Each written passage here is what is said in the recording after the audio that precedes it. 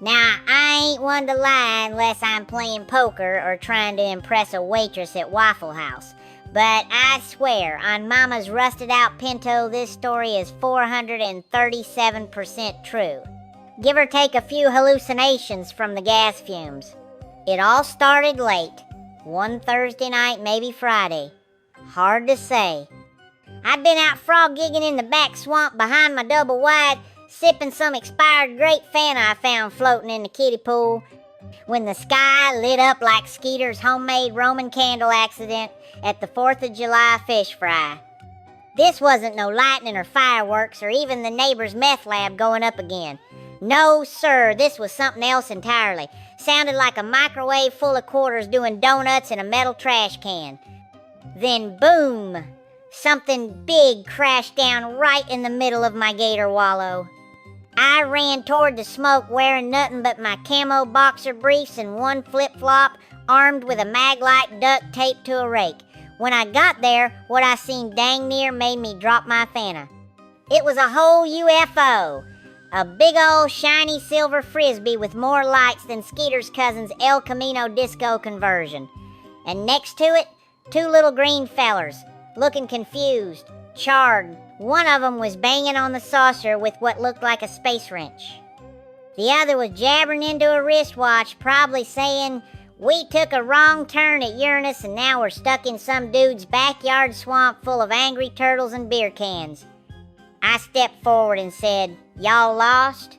Need me to call AAA?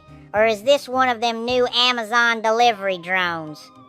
They looked at me, blinked real slow with them big dinner plate eyes, and one held up a translator box that buzzed and said, "Your assistance is requested. Carbon-based mechanic organism." I said, "Well, damn, y'all are in luck, 'cause I once fixed a go-kart with chicken wire and a stick of deodorant." Turns out their spaceboat's hyperflux capacitor had melted down next to the sonic fluxy whatever. Basically, the UFO wouldn't start. I looked under the hood, or what I thought was the hood, and said, "Yep, that's your problem.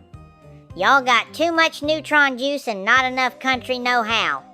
So I went back to my shed and grabbed my emergency toolkit, a rusty car battery, jumper cables, a Slim Jim, and a half-eaten pack of Pop Rocks. I wired them Pop Rocks into the ion intake and licked the terminals just to give it some pep. The aliens recoiled like I was doing dark magic, which I reckon I was. Then I hollered, "Clear!" and slapped that Slim Jim against the hull. Boom! The whole saucer lit up like a bass boat on prom night. That sucker hovered 2 feet off the ground, hissing and beeping like a confused Keurig machine. The aliens did this weird little happy dance, like moonwalking but with more elbows. One of them gave me a glowing cube that smelled like burnt waffles and made my teeth itch. Said it was a galactic gratitude token, but I just used it to hold down napkins on my picnic table. Before they left, I warned them about flying too low over Chittville. Last time y'all did that, old man Crandall tried to lasso a UFO with an extension cord and wound up zapping his goat straight into next week. They saluted me, or maybe flipped me off, I couldn't tell, and zipped off into the sky, leaving a trail of glitter smoke and a weird smell like hot pickles. The next day, nobody believed me.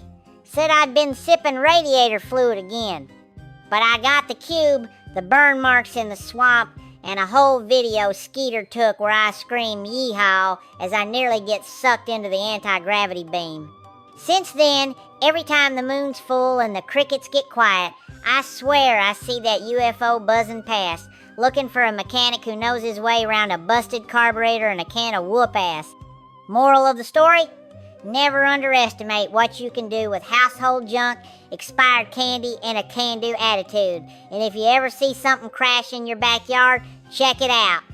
Just in case it's aliens. Or Jehovah's Witnesses. Heifers and hellfire. May your beer always be cold, your cousin's really cute, and your outhouse never tip over in a windstorm. And don't forget to holler at me online at ohshit.com. That's OHSHIT.com. CHITT.com. Thank you.